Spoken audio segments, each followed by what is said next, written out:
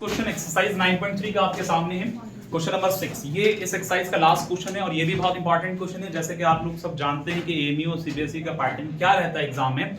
अगर पिछले साल में 5 नंबर का क्वेश्चन जो मैंने अभी कराया वो अगर आ गया है तो मुमकिन है कि ये वाला क्वेश्चन आ जाएगा, और अगर ये क्वेश्चन आ चुका है तो मुमकिन है कि 5th नंबर का क्वेश्चन आपके एग्जाम में एकेडमिक में डेफिनेटली आ जाएगा। ठीक है, इन दो क्वेश्चन को इस एक्सरसाइज से बहुत अच्छे से कर लेना। बाकी जो कराए सभी इंपॉर्टेंट है, लेकिन ये दो क्वेश्चन खास तौर पे करने हैं रिवाइज ज्यादा। क्वेश्चन 6 के अंदर कहा गया है a circular park of radius 20 metre, अब्दुर्रहमान 20 मीटर है, सिचुएटेड इन अ कॉलोनी। कहा 3 boys Ankur, Syed and David are sitting at equal distance, बराबर के डिस्टेंस पे बैठे हुए ऑन हिज बाउंड्री, उसकी बाउंड्री से। Each having a toy telephone, सबके पास वॉकी टॉकी लाइक, ठीक है दोस्त मियां, तो वो टेलीफोन है in his hand to talk each other, find the length of the string of each phone. Very nice question, बात समझ में आ रही है। मैं कह रहा था कि एक सर्कुलर पार्क है, थोड़ी सी मेरी ड्राइंग खराब है बट ये रफ फिगर है, बेटा आप लोग एक साथ कर लेना। यहाँ कहा ये गया है, ये इसका सेंटर है, कहा गया है एक सर्कुलर पार्क है जिसका रेडियस कहा कितना है 20 मीटर का। ये क्या है प्यारे बच्चों, रेडियस है। कह रहे हैं कॉलोनी में सर्कुलर पार्क बना जिसमें 3 लड़के, ध्यान से सुनिएगा मेरी बात, 3 लड़के अंकुर, सैयद एंड डेविड, ऐसे बना देते हैं अब्दुर्रहमान। अब अंकुर के हाथ में जो टॉय टेलीफोन है वो यहां से इसको कॉल कर रहा है, लेकिन स्प्रिंग है बीच में, और सैयद के हाथ में जो है वो यहां से इसको बातचीत कर रहा है डेविड से, और डेविड साहब जो है वो अंकुर साहब को बातचीत कर रहे हैं। तो इस तरह से तीनों के हाथ में जो खिलौना लग रहा है वो एक दूसरे के तार कनेक्टेड हैं, स्ट्रिंग कनेक्टेड है। ठीक है बच्चों, तो इस तरह से कुछ है। अब जरा ध्यान से सुनना, कह रहे हैं कि इसमें जो बातचीत करने, अब आपको हर एक की लेंथ बतानी है, यानी आपको एएस, एसडी और एडी बताना है। यानी आपसे जो फाइंड करना है अब्दुर्रहमान इस क्वेश्चन के अंदर, अच्छा क्वेश्चन है, find AD is equal to SD is equal to AD SD और इज इक्वल टू एएस।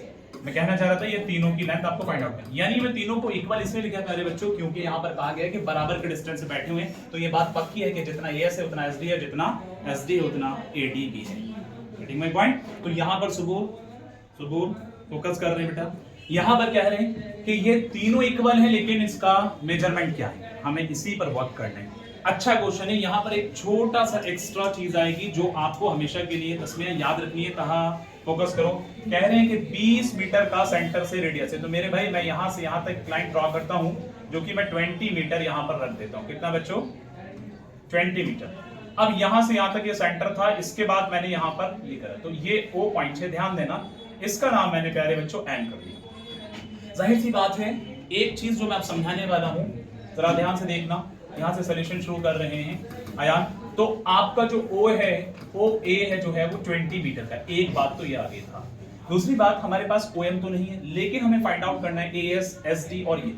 अब जो लाइन यहाँ पर ड्रॉ की गई है, किसी भी इक्विलैटरल ट्रायंगल के अंदर, किसी भी इक्विलैटरल ट्रायंगल के अंदर एक वर्टेक्स से उसके दूसरी लाइन पर जो लाइन वर्टिकल डाली जाती है वो एक मीडियन का काम करती है, और वो मीडियन, ये बात मैं बता रहा हूँ बड़ी इंपॉर्टेंट है, और वो मीडियन उस लाइन को 2:1 के रेशियो में डिवाइड करेगी हमेशा।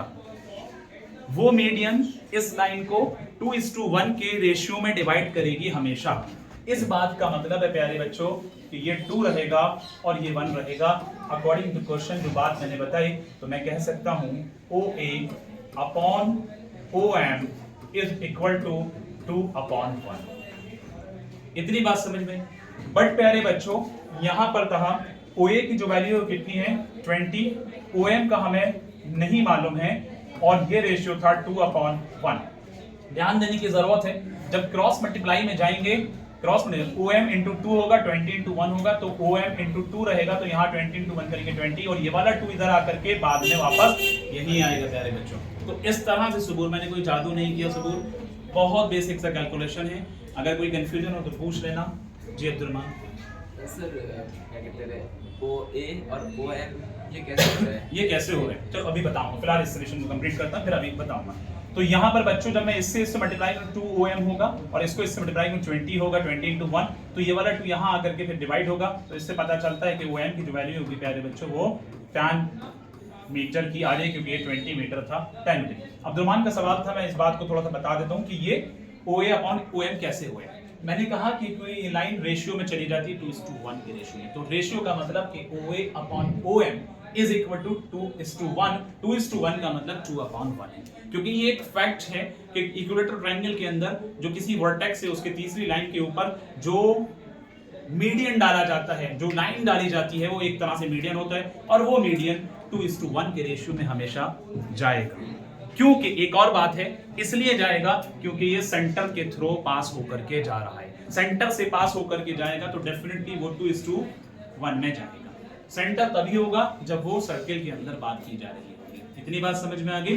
तो इस तरह से तहा खुजैमा सभी बच्चे ज़हीर, हमारे पास OM की वैल्यू कितनी आ गई? 10 है। अब सीधा सीधा है मेरे भाई, यहाँ पर जब OM 10 है और OA 20 है, तो पूरी AM की लाइन जो होगी वो कितनी होगी प्यारे बच्चों? पूरी AM की मेजरमेंट कितना है? OA प्लस, बोलो भाई, OA प्लस OM। तो OA कितना है? 20 का, और OM कितना है? 10 का। तो प्यारे बच्चों AM कितने का हो गया? 30 मीटर का हो गया। ये बात जरा गौर करने वाली है, AM 30 का हो गया। लेकिन मैंने आपको बताया कि मैंने यहाँ पर वर्टिकल लाइन स्टैंड की है, तो जाहिर है कि 90 डिग्री का एंगल कंफर्म है कि बनाएगा, तो एक परपेंडिकुलर का काम भी करेगा। वो from point to be noted here and be alert. यहाँ पर अगर मैं बात करूं अयान AMS, अब मैं बात कर रहा हूं Abdul Rahman in triangle AMS। कौन सा ट्रायंगल है? AMS। तो AMS मेरे भाई यहाँ पर राइट एंगल ट्रायंगल बन रहा है। ध्यान से सुनने की जरूरत है। एक और इंपॉर्टेंट बात है, जरा सब लोग सुनिएगा कि ये जो लाइन जा रही है कि यहाँ पर SD जो है इस सर्कल का एक कोड का काम भी कर रहा है, और किसी कोड के ऊपर जब परपेंडिकुलर जाता है तो वो उस कोड को बाइसेक्ट भी करता है। इसका मतलब है कि SM बराबर है प्यारे बच्चों MD के। SM बराबर है किसके? MD के। तो जितना SM होगा उतना MD होगा। यानी मैं कह सकता हूं कि ये SM जो है हाफ है SD का, या SD का SD डबल है SM का, ये बात भी कह सकते हैं। इतनी बात समझ। तो मैं ट्रायंगल कौन सा ले रहा हूं, ध्यान से सुनो। इसमें पाइथागोरस थ्योरम लगा रहे हैं, तो कहा कौन सी हाइपोटेन्यूज कौन सी, जरा बताओ जल्दी से। इन ट्रायंगल AMS कौन सा ट्रायंगल है? जल्दी बोलो। AMS में पाइथागोरस थ्योरम लगाएंगे तो हाइपोटेन्यूज कौन सा होगा? A और M होगा। ये तो परपेंडिकुलर है, क्लास में कोई फोकस नहीं हो रहा है। AS 90 डिग्री के सामने वाली साइड हमेशा बताया हाइपोटेन्यूज है, तो AS होगा कि नहीं होगा? ध्यान दिया करो, आप बिल्कुल फोकस नहीं कर रहे हैं। AS का स्क्वायर बराबर होगा 90 डिग्री के सामने की साइड है, ये हाइपोटेन्यूज है। AS का स्क्वायर बराबर किसके होगा? AM square plus SM square. बच्चे बात समझ में आ रही है? अब AS को मैं सेम लिख रहा हूं अब्दुल रहमान। AM की वैल्यू मेरे भाई कितनी है? 30 का स्क्वायर। कितनी है? 30 का स्क्वायर। SM जो है मैं उसको लिख सकता हूं इस फॉर्मेट में। किस फॉर्मेट में देखिएगा? इस फॉर्मेट में लिख सकता हूं, ये SD का हाफ है। SD का हाफ है। हाफ ऑफ प्यारे बच्चों क्या है ये? Half of SD। इतनी बात सबके समझ में आ रही होगी उम्मीद है।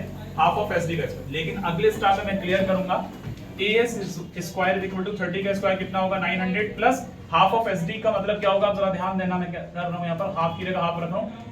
आपको मालूम है कि SD, AD और AS सब आपस में इक्वल हैं। सब आपस में इक्वल हैं। जब सब आपस में इक्वल हैं तो इस SD की जगह पर अगर मैं AS लिख दूं, कोई परेशानी? इक्वेशन को मैनेज करना है, सॉल्यूशन को मैनेज करने अपने को, क्योंकि यहाँ AS है, इसको भी AS इसीलिए बनाया गया है। सादिका क्लास में प्रेजेंट रही है, बाहर चले गए आप। यहाँ मैं बात कर रहा हूँ AS स्क्वायर। अब हाफ ऑफ AS स्क्वायर जो होगा ये बनेगा AS स्क्वायर अपॉन 4। क्या बनेगा बच्चों? अगर इसका स्क्वायर करेंगे तो क्या बनेगा बोलो? AS square upon 4। तो ये प्लस में इधर आएगा तो माइनस होगा AS square upon 4 is equal to 900। यहाँ किसी को कोई परेशानी इस स्टेप के अंदर? किसी भी बच्चे को? सबका क्लियर है? ठीक है। ये क्यों एडजस्टमेंट किया है, कैसे किया है, ये सारी चीज बताई गई है। आगे सुन लीजिए। यहाँ आ गया 4, डिवाइड कर रहे हैं, एलसीएम ले रहे हैं, तो ये हो जाएगा प्यारे बच्चों 4AS। ये जो मैं कर रहा हूँ ये कंसेप्ट तो सब जानती हैं, क्लास 6 5th में करके आए।